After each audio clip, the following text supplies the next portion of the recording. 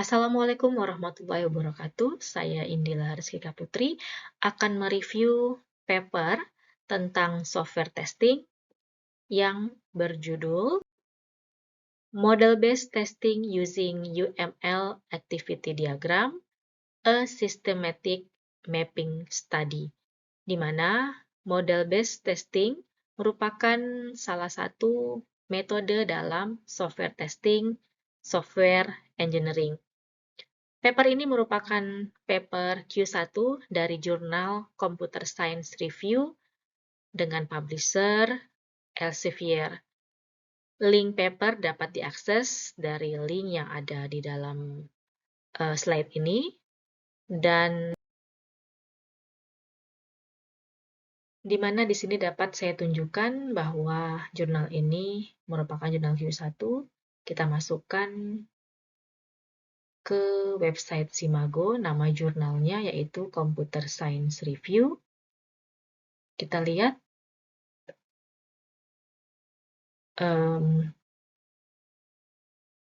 Computer Science Review dengan publisher-nya Elsevier.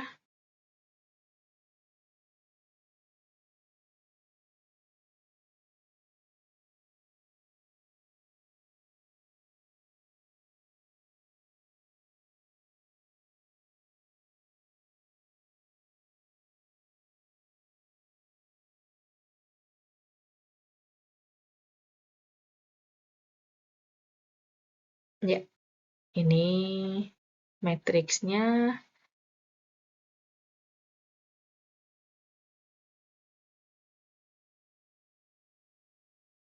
Dapat kita lihat, ini adalah Q1 ya, jurnal Q1.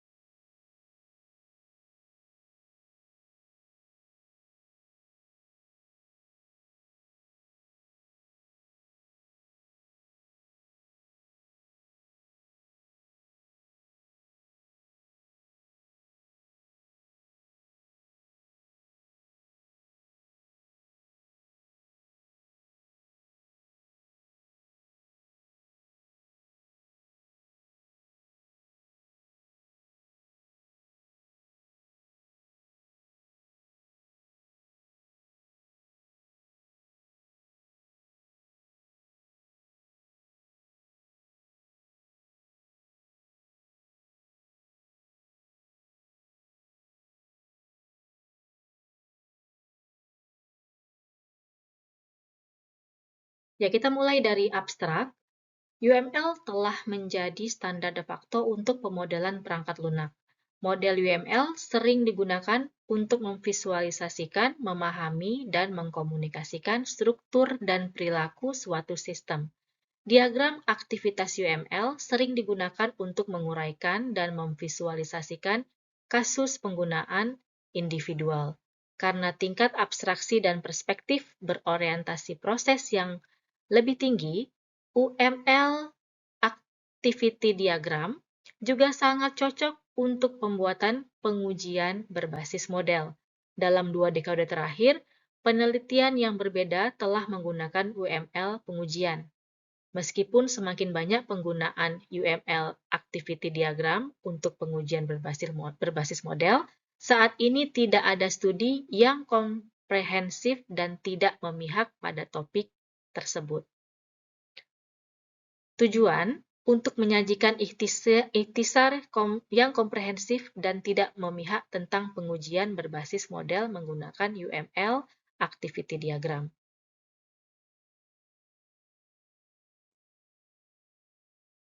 Pada abstrak juga didapati hasil yang terdiri dari 41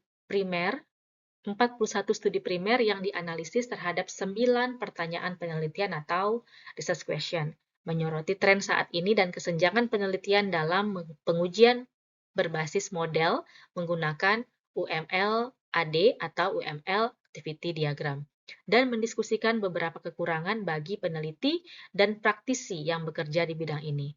Hasil menunjukkan bahwa pendekatan yang ada pada pengujian berbasis model menggunakan UML AD cenderung mengandalkan format menengah dan formalisme untuk verifikasi model dan pembuatan pengujian, menggunakan banyak kriteria, cakupan berbasis grafik, dan menggunakan algoritma pencarian grafik.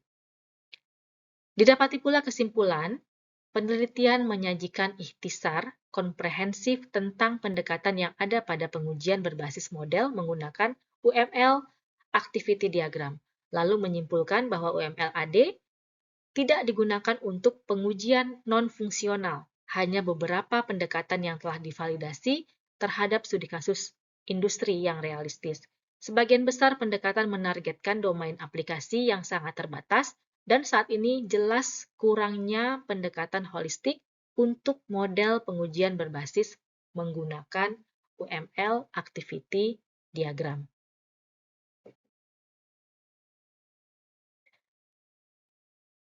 Introduction. Dalam pendahuluan, sistem berbasis perangkat lunak menembus area bisnis yang semakin meningkat mulai dari aplikasi web hingga sistem yang digunakan untuk mengelola fungsi penting dari berbagai perangkat dan sistem kritis keselamatan. Misalnya, alat pacu jantung, pesawat terbang, dan pembangkit listrik tenaga nuklir. Pengujian perangkat lunak adalah proses mengamati dan menunjukkan bahwa perilaku sistem perangkat lunak sesuai dengan spesifikasinya. Salah satu teknik pengujian perangkat lunak adalah kotak hitam ataupun black box yang meningkatkan proses pengujian perangkat lunak tradisional dengan pembuatan pengujian otomatis adalah pengujian berbasis model. Selama 2 dekade terakhir, praktisi telah menggunakan model-based teknik di berbagai domain perangkat lunak karena memungkinkan pengujian awal, SUT, dan untuk mengotomatisasi atau semi-otomatis seluruh proses pengujian. Sebelum kita lanjut ke UML Activity Diagram, perlu saya jelaskan tadi di slide sebelumnya yang membahas tentang SUT adalah sistem under test. Ya, kita lanjut UML Activity Diagram. UML dapat menggambarkan aktivitas objek data yang dikonsumsi atau diproduksi olehnya, dan urutan eksekusi tindakan yang berbeda. H digunakan untuk mengontrol aliran eksekusi node dalam sebuah aktivitas. Sebuah node tidak memulai eksekusinya sampai menerima kontrol atau masukan pada setiap aliran masukannya. Saat sebuah node menyelesaikan, penghitungannya mengalir. Dari gambar 1, kita lihat di slide berikutnya nanti, eksekusi activity diagram selesai jika mencapai simpul akhir atau final node dan atau mengembalikan objek data sebagai hasil penghitungan internal. Sebuah node menunggu untuk mengeksekusi penghitungannya sampai menerima kontrol, kemudian memulai eksekusinya. Node kemudian berbentuk seperti berlian dengan satu sisi masuk dan setidaknya 2 sisi keluar. Setiap edge yang keluar dari node keputusan atau decision node diasosiasikan dengan kondisi boolean sehingga edge tersebut dipilih jika dan hanya jika kondisi yang diasosiasikan terpenuhi.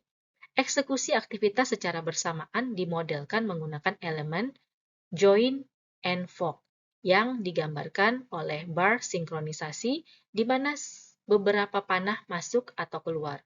Node gabungan biasanya digunakan untuk menggabungkan jalur node gabungan dan keputusan. Jika kondisi benar, maka akan memilih cabang itu dan pindah untuk mengisi simpul pesanan. Ini berikut adalah gambar dari penjelasan yang sebelumnya. Model-based testing. Model-based testing adalah sebuah jenis black box testing dalam software engineering yang mengenerate tes dari abstract behavioral model. Model-based testing memiliki banyak manfaat termasuk pengurangan biaya, pengurangan waktu, dan peningkatan kualitas pengujian.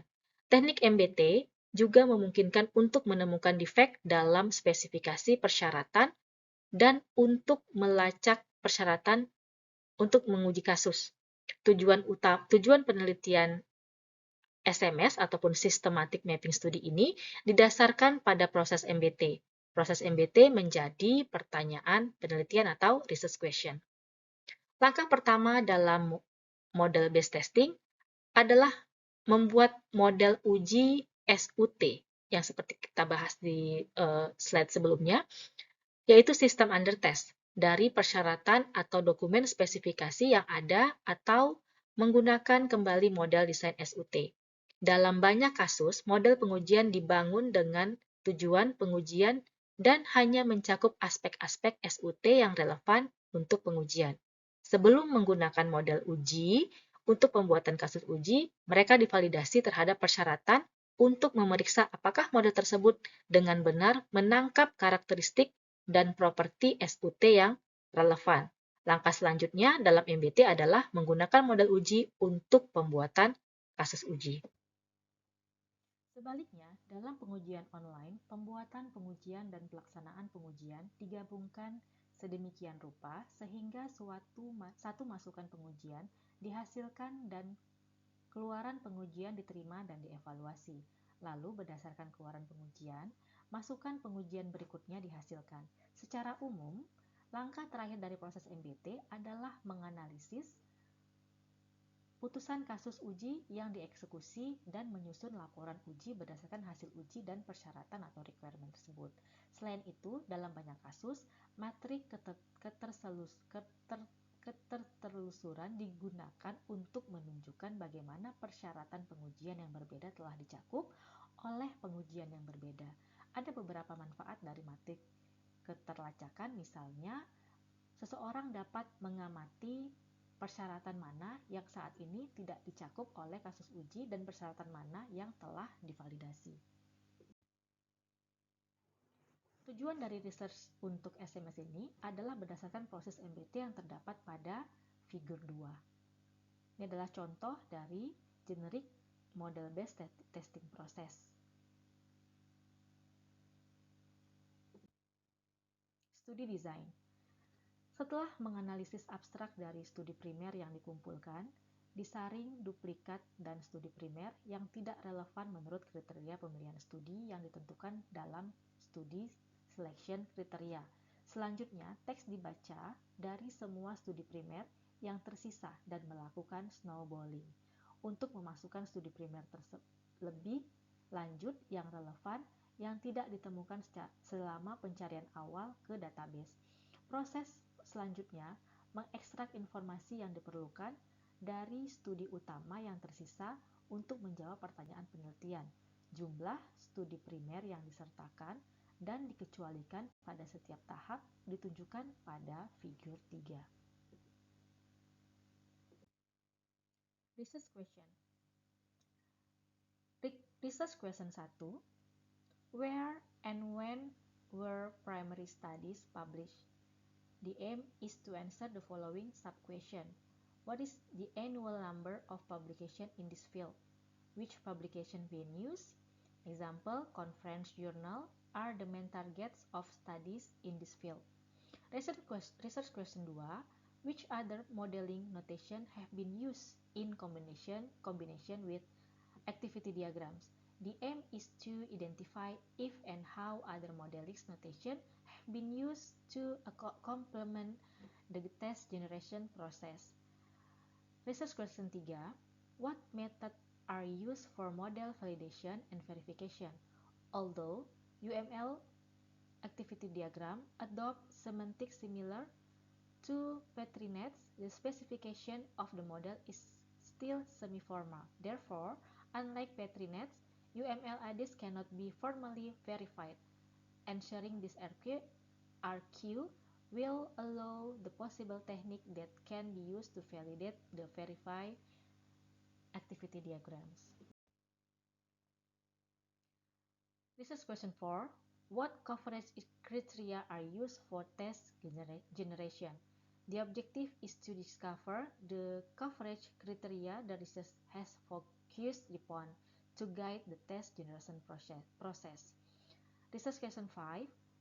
What methods are used for test case generation?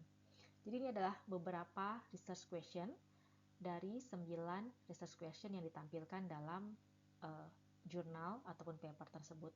Research question ini merupakan research jawaban dari research gap yang mungkin akan kita dapatkan nanti di bagian hasil dari paper ini. Source selection. Tabel 1 menunjukkan number of primary study per database. Database dari IEEE, ACM, Web of Science, Springer, dan Science Direct dengan masing-masing hasil 53, 17, 39, 62, dan 12. Untuk menjawab research question yang ada, maka dibuatlah data extraction seperti pada tabel 2, yaitu RQ1 tentang publication venue, RQ2 tentang modeling notation, RQ3 tentang validation technique, RQ4 tentang coverage criteria, RQ5 tentang test generation, RQ6 tentang test data generation, RQ7 adalah test execution, RQ8 adalah traceability, RQ9 adalah tentang toolset. Dengan type of information collection, pengertiannya, deskripsinya ada di bagian sebelah kanan. Schedule of the study. Tabel 3 menunjukkan schedule dari study yang dilakukan, yaitu study planning, formulate protocol for the study, conduct database search, filter study based on the title and abstract, filter study based on field tag, snowball sampling, filter additional studies from snowballing, extract and process data, perform quality assessment, prepare first draft of the paper.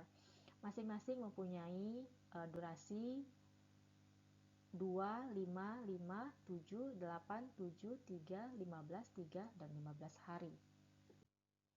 Research and analysis tentang hasil dan analisa dari research paper ini. Di bagian ini akan membahas beberapa hasil dari research question yang terdapat pada research paper yang dibahas. Yang pertama adalah frequency dan venue of publication. Ini tentang RQ1 ya sebelumnya. Dalam penelitian ini mempertimbangkan tentang tempat peer review. Figur 5 mengilustrasikan distribusi studi utama selama bertahun-tahun dan jenis publikasi. 3 tempat teratas berdasarkan jumlah publikasi tercantum pada tabel 4. Kita lihat tabel 4 di sini, top publication venue. Rank pertama adalah Asia Pacific Software Engineering Conference. Rank kedua, International Computer Software and Application Conference. Rank ketiga adalah SIGSOFT Software Engineering Notes. Dan dari gambar 5, kita lihat biru menggambarkan grafik untuk conference dan warna orange ataupun orange kemerahan menunjukkan gambar grafik untuk jurnal. Modeling notation. Ini menjawab untuk RQ2. Studi telah dikategorikan berdasarkan notasi pemodelan yang telah digunakan untuk pembuatan kasus uji, seperti yang tercantum dalam tabel 5. Hasil menunjukkan bahwa di sebagian besar studi, activity diagram diubah menjadi formalisme lain sebelum melakukan pembuatan kasus uji. Hanya dalam 12 studi, tes dihasilkan langsung dari activity diagram. Di sini kita lihat activity diagram sebanyak 27,3%, graf 36,4%, other UML diagram 11,4%, tree 9,1%, formal model 4,5%, dan executable test specification sebesar 11,4%. Ini merupakan distribution of studies according to modeling notation use. Kemudian yang ketiga adalah model validation and verification. Ini untuk menjawab research question nomor 3. 3 studi di mana activity diagram diterjemahkan ke dalam model formal, memperoleh model CPM dari model activity diagram yang diberikan. Model CPM digunakan untuk mewakili aliran kontrol dari model activity diagram. Pohon yang dihasilkan dapat digunakan sebagai masukan untuk alat OpenFDA untuk validasi struktural. Model ini dapat digunakan untuk memverifikasi kebenaran spesifikasi dan menjamin kualitas model. Kemudian coverage criteria use for test case generation, ini untuk menjawab research question nomor 4. Tabel 6 menyajikan daftar kriteria cakupan yang diidentifikasi selama ekstraksi data. Kami telah mengkategorikan kriteria cakupan ini terkait grafik, logika, dan cakupan data. Sekitar 71% penelitian menggunakan kriteria cakupan berbasis grafik dan meliputi jalur simpul, dan tepi. Kriteria terkait data adalah kriteria cakupan terpopuler kedua dalam penelitian ini, di mana sekitar 7% penelitian menggunakannya. Selain itu, lebih dari 17% penelitian tidak ada kriteria cakupan yang disebutkan secara eksplisit. Tabel 6 menunjukkan tipe dari test coverage kriteria yang digunakan dalam different studies dalam pembelajaran yang berbeda, yaitu tentang kategori graf, logic, data, graf seperti contohnya basic path coverage, simple path coverage, happy path coverage, dan description-nya, dan jumlah-jumlahnya yang digunakan dalam penelitian ini.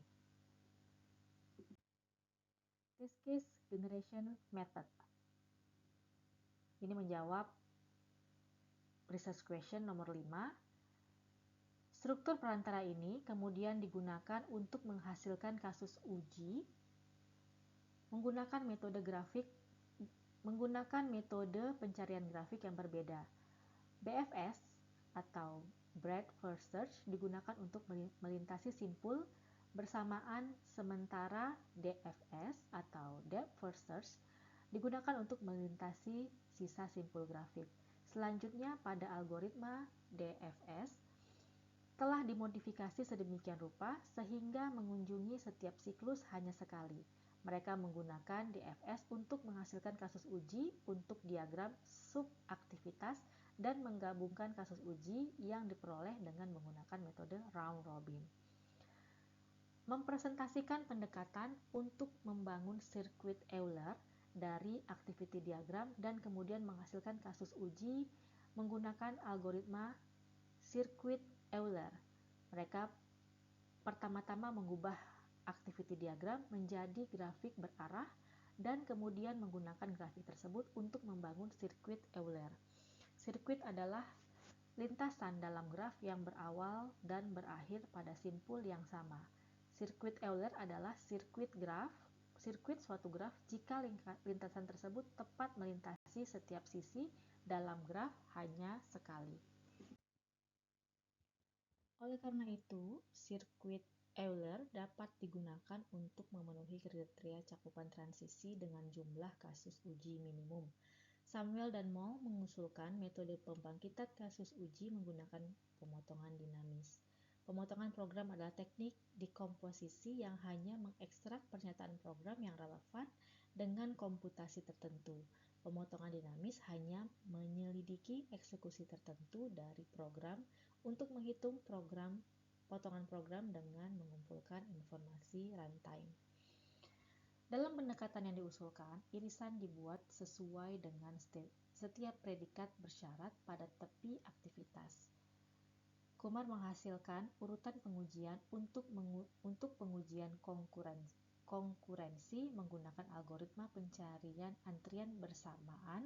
Algoritma ini membangun antrian untuk setiap utas eksekusi. Antrian bersama dihasilkan dari activity diagram dan kemudian digabungkan dan di-decode sesuai dengan aliran kontrol activity diagram untuk membentuk jalur pengujian. Metode CQS ataupun Concurrent Queue Search yang diusulkan dirancang untuk mengungkap kesalahan keamanan data di hadapan konkurensi. Mohanty mengusulkan pendekatan untuk mengurangi jumlah skenario pengujian yang dihasilkan oleh activity diagram saat mempertimbangkan aktivitas bersama. Pendekatan yang diusulkan hanya menghasilkan skenario pengujian yang valid untuk memperhitungkan ketergantungan data antara aktivitas bersama di activity diagram berdasarkan kriteria cakupan yang urutannya pengujian untuk berbagai modul yang disimpan dalam file terpisah kemudian digunakan untuk membentuk kasus pengujian akhir. Demikian pula Sun et al. Sejauh ini kasus uji diperoleh dengan memecahkan batasan jalur aktivitas yang bermutasi yang mencakup kondisi untuk membunuh mutan relatif dengan yang lemah karena mereka menggunakan algoritma grafik dan heuristik.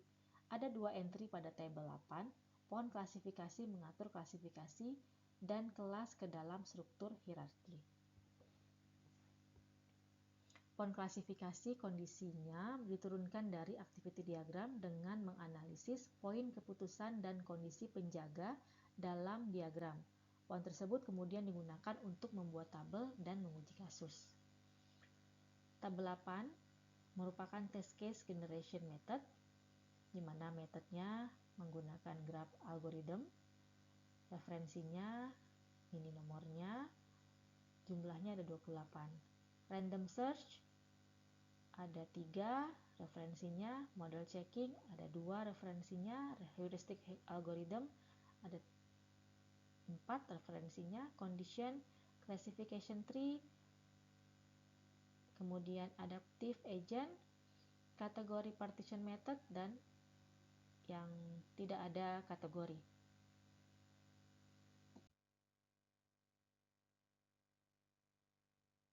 Gambar 11, tabel 11 menunjukkan tool support, yaitu jenisnya ada yang pertama model editing, toolsnya rational rows, kemudian Poseidon, Visio, Borderland Together, Argon UML, Magic Draw, Xclif Modeling Framework, Smart Draw, Visual Paradigm, Enterprise Architect, IBM Rational Modeler, dengan ketersediaan komersial hanya satu yang open source, yaitu IMF. Kemudian tipe yang test generation, ini ada toolsnya, kemudian availability-nya ada yang free, ada yang open source, ada yang in-house, kemudian test execution-nya, tool-nya test complete, IBM Rational Robot, IBM National Functional Tester, dengan availability-nya sebagian komersil, dan yang free ini ada Xcode, Instrument. Kemudian ini ada figur 8 availability tools-nya, masing-masing menjelaskan ada yang komersial, ada yang open source, ada yang free community edition, ada yang in-house, ada yang free, ada yang not specified. Ini masing-masing ada bubble-bubble menunjukkan jumlahnya. Transform dari tabel 11.